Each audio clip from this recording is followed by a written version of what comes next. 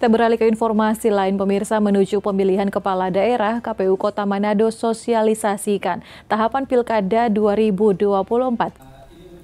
Komisi Pemilihan Umum Kota Manado mulai mensosialisasikan tahapan pemilihan kepala daerah tahun 2024.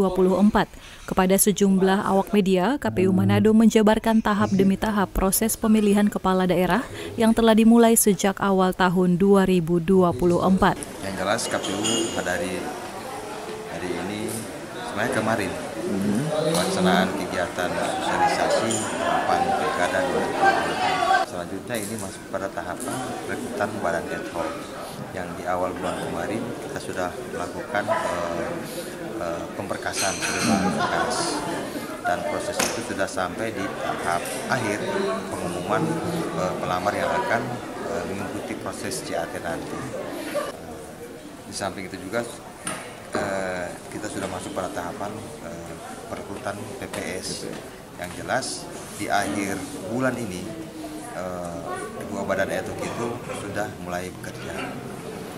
Saat ini pihak Komisi Pemilihan Umum Kota Manado tengah masuk dalam tahapan perekrutan anggota PPS dan hingga akhir bulan Mei, badan ad hoc KPU Manado sudah memulai pekerjaan.